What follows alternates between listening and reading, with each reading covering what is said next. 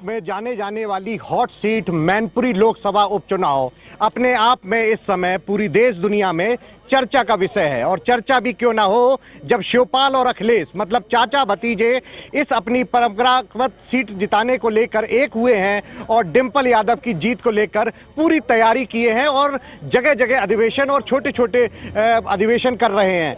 उसी को लेकर भारतीय जनता पार्टी ने भी पूरी कमर कसी है। मेरे पीछे आप देख सकते हैं एक बड़ा पैनल है।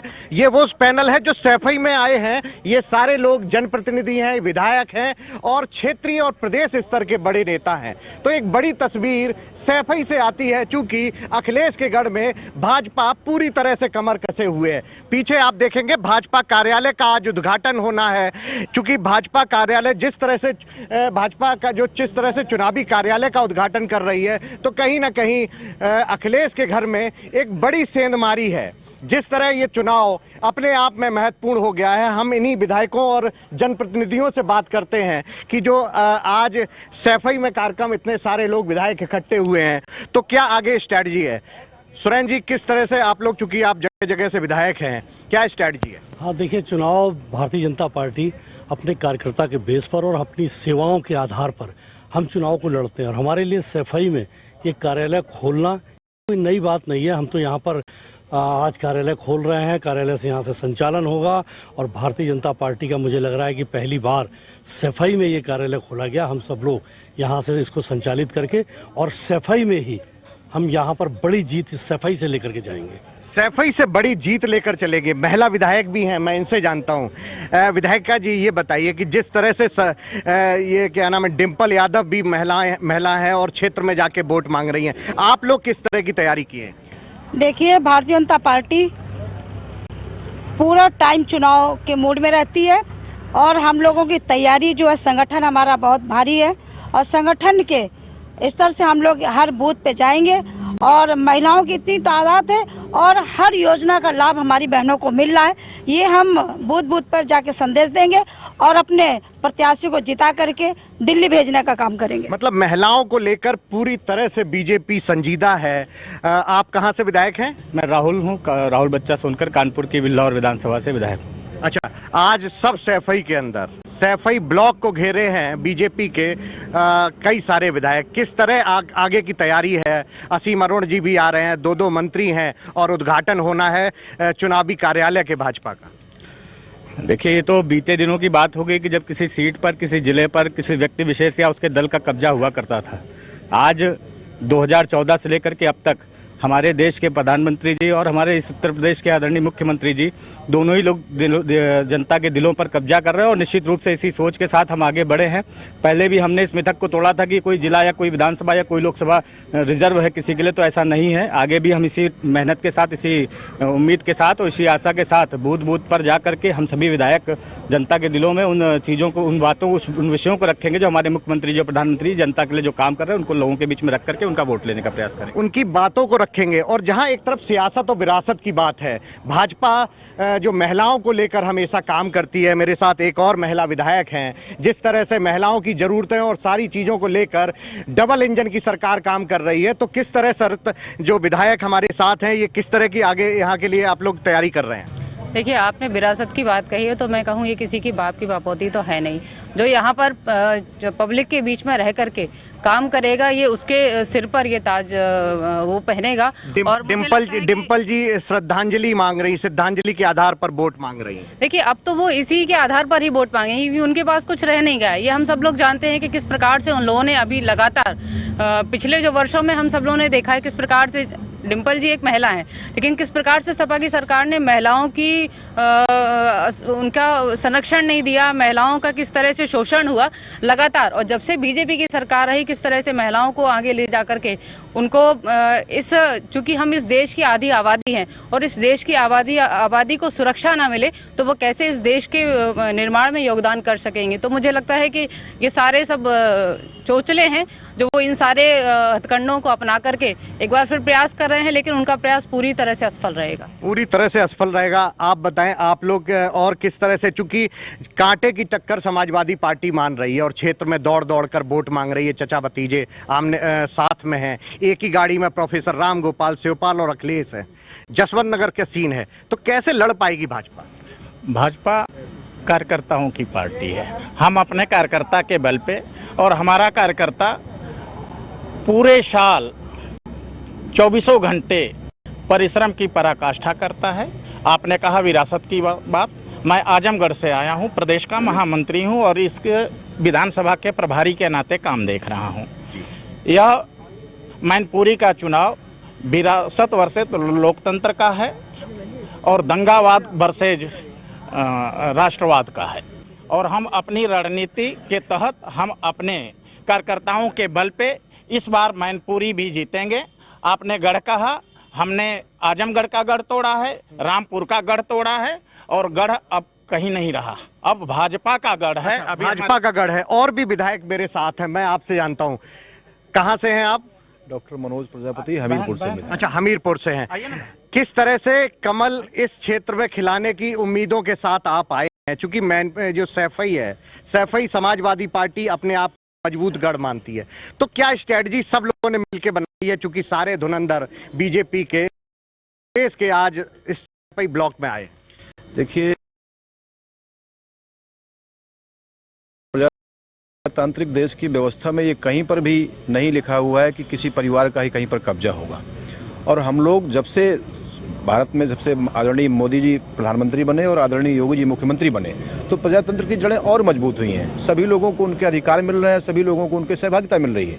इसी के तहत हम लोग बूथ बूथ पे जाकर के, जो हमारे शक्ति केंद्र बने हैं, संगठन का जो भी हमारा ढांचा बना है, उसके माध्यम से जाकर के जो हमारी सरकार ने काम किया है, उस काम को हम बता करके अपने लिए समर्थन मांगने का काम करेंगे। समर्थन तो एक बड़ी बात है कि अपना जो सरकार ने काम किया है उस काम को जन जन तक पहुंचाना है। प्रदेश अध्यक्ष भी आज भूपेंद्र चौधरी आए थे, हमारे साथ एक पूर्व मंत्री भी हैं, हम आपसे जानते हैं, क्योंकि आपने पिछली सरकार में रहे, मंत्री रहे, तो क्या चूंकि एज ए मंत्री जब आपने काम किया है, अब आपको पहला टास्क मिला है कि आप लोगों को सैफई भेजा गया है, तो उस टास्क को खरा उतरने के लिए क्या और रहेगा? हमारे जो चाहे माननीय मोदी जी हों या माननीय योगी जी हों, काम कर विश्वास करते हैं और काम के आधार पर ही हम लोग वोट मांगने आए हैं।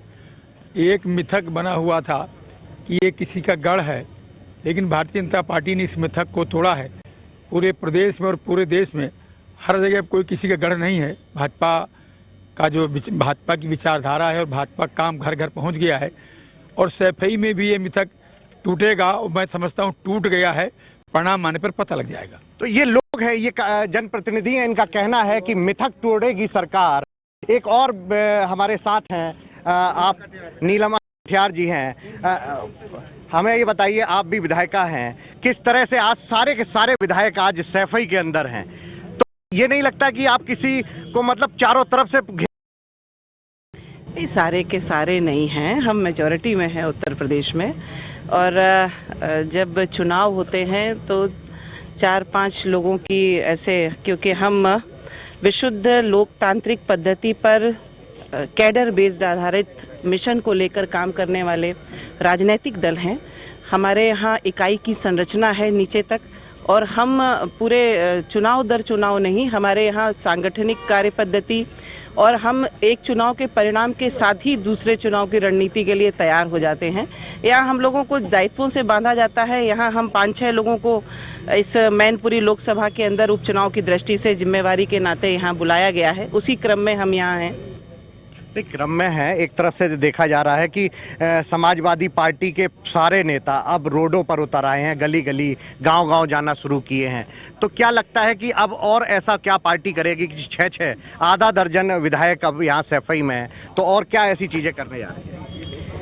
नहीं, हमने, जैसा मैंने आपको पहले कहा कि हमारे यहाँ पन्ना प्रमुख है, हमारे यहाँ बूथ अध्यक्ष हैं, और हम एक रणनीति और व्यू नीति और उसके तहत चुनाव लड़ते हैं, और दायित्वों में, जिम्मेदारियों में हमें बांधा जाता है, क्योंकि एक जो जनप्रतिनिधि, एक विधायक है, वो चुनाव लड़ने का उसको अनुभव होता है और उस आधार पर वो कार्यकर्ता तैयार होता है। तो यहाँ हमारे यहाँ मंडल के, जैसे मैं नीलिमा कटियार उच्च शिक्षा राज्य मंत्री रह चुकी हूँ, तो एक मंडल की जिम्मेदारी से मैं बनी हूँ। यहाँ माननीय विधायकगण हैं, उनको एक एक सेक्टर की जिम्मेवारी के ऐसे करके उन्होंने बांध करके एक व्यू रचना बनाई है, और इस आधार पर हम यहाँ काम करने उतरे हैं। व्यू रचना चाहिए। तो सबसे बड़ी बात है कि जिस तरह से भारतीय जनता पार्टी ने भी एक व्यू रचना बनाई है, उसको लेकर पूरी तरह से पार्टी तैयार है और 6 जनप्रतिनिधि आज सैफई में हैं। अब हमारे साथ जल शक्ति मंत्री भी हैं, हम इनसे भी जान लेते हैं। मंत्री जी, आधा दर्जन विधायकों के साथ पूरी भाजपा आज सैफई में है, आप भी हैं, प्रभार है, किस तरह से आप लोग आगे की तैयारी किए हैं अखिलेश यादव को उनके घर में घेरने की?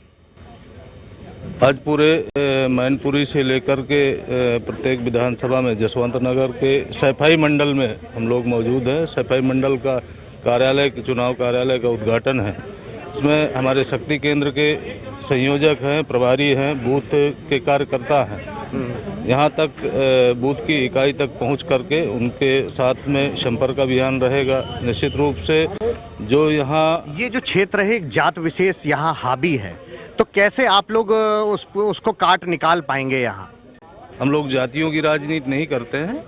निश्चित रूप से हमारे मंडल अध्यक्ष की टीम के साथ में हमारी जो टीम है नीचे बूथ स्तर तक, गांव इकाई तक कार्य करके जो भारतीय जनता पार्टी के कार्य का तरीका है और जो महामारी से लेकर के पूर्व में भारतीय जनता पार्टी का कार्यकर्ता नीचे स्तर तक कार्य करता रहा है, सरकार की और कार्यकर्ताओं की सक्रियता जो बूथ स्तर तक रही है उनको लेकर के हम लोग बूथों तक जा रहे हैं। निश्चित रूप से जसवंत नगर हम प्रचंड बहुमत के साथ में जीतेंगे और पूरी मैनपुरी लोकसभा जीतेंगे। जो हमारा विजय अभियान चल रहा है माननीय योगी जी के नेतृत्व में और मोदी जी के नेतृत्व में, उसको दोहराते हुए इस उपचुनाव को जीतेंगे।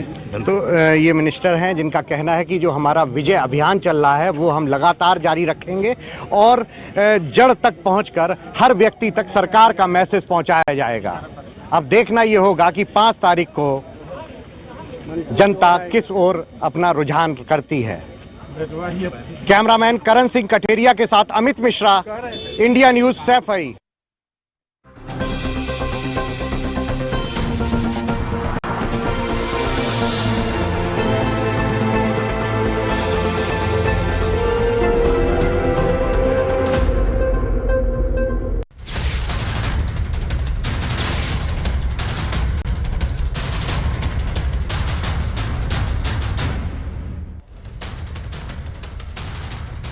बुंदेलखंड के विकास को रफ्तार, सीएम योगी ने झांसी में 327 करोड़ परियोजनाओं की सौगात दी। प्रयागराज में प्रबुद्ध सम्मेलन में भी होंगे शब्द।